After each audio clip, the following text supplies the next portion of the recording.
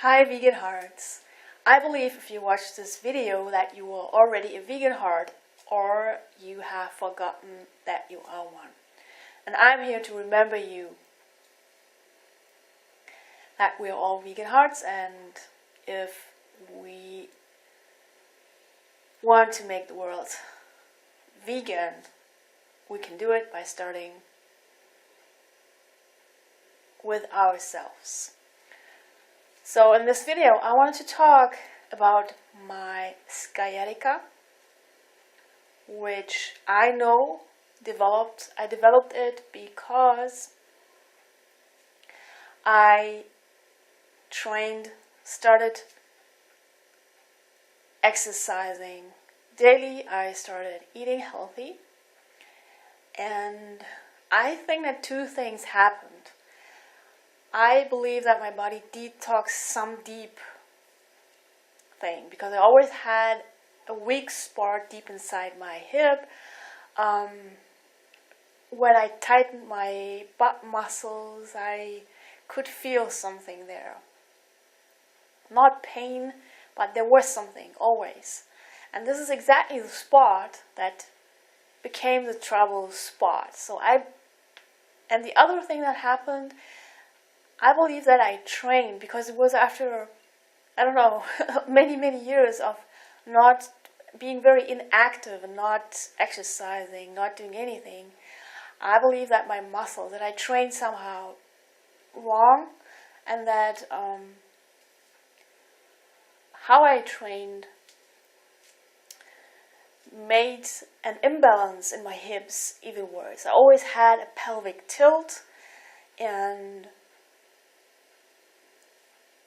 I believe that my psoas, or I know my psoas got very tight. So before I started changing anything, I was like not hypermobile or something, but I was like average.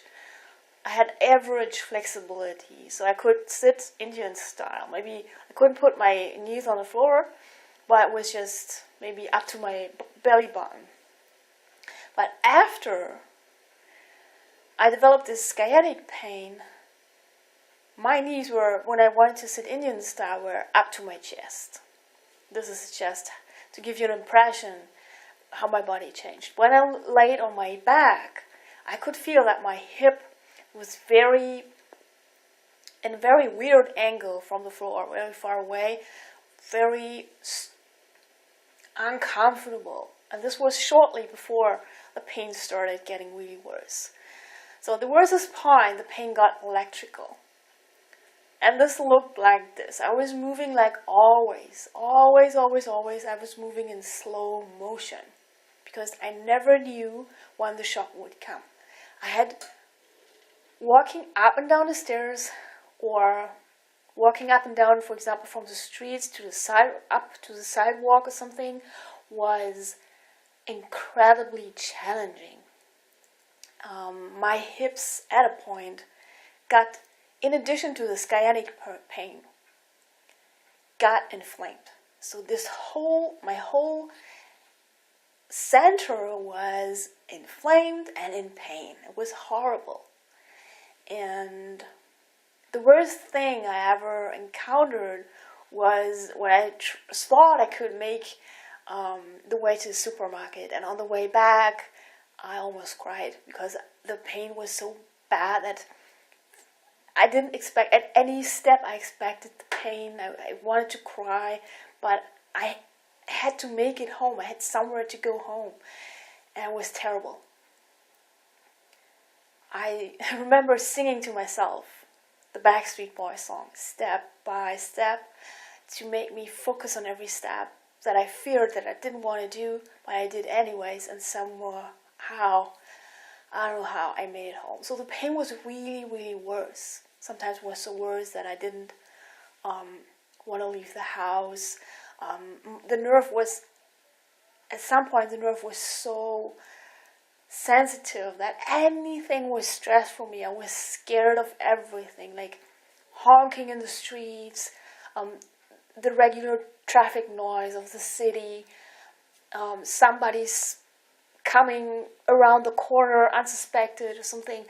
I was scared of everything. It was very stressful just going out. I was always wondering, can I make it? Can I make it?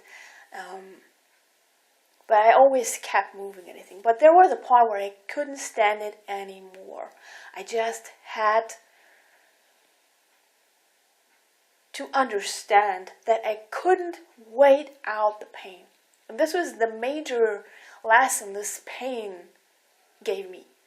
At one point I understood, because I waited not 1 week, not 2 months, no, I waited 1.5 years for the pain to go away. And there was a point where I understood that this pain won't go away just like that. You actually have to do something about it. So last year, September, I already was a vegan, but I still was eating processed foods and oils and salt. So I ditched the oil and the salt. I started drinking 3 liters of water a day. I started measuring it. Before, I was thinking that I was doing all this stuff, but I didn't. So I started really vigorously doing it. And I started drinking lemon juice. I started eating a lot of citric food. And finally, I started doing a daily yoga practice. And all the other stuff, like the changes in my diet and drinking the water and everything, there are two pains afterwards. So there's this physical pain of degeneration or whatever, or what I think detoxing, so healing on the one hand. On the other hand, there's the good pain from the stretching, from your body building up the muscle mass and everything. I call it the good pain and the bad pain. So the good pain before I went vegan, all these years before, was always so bad that I tried to do something when I understood, okay, you have to be more healthy, you have to exercise. I always had tremendous soreness, which was always kept me from going. I always stopped. I couldn't bear it. So now all these changes that I made in my diet, my water intake and everything, I had a totally different feeling about this soreness. I felt it, and yes, I felt it, and sometimes it felt like somebody ripped my legs apart or tried it to rip my legs out or something. But I could, underneath that, I could feel that from day one that there was something going on.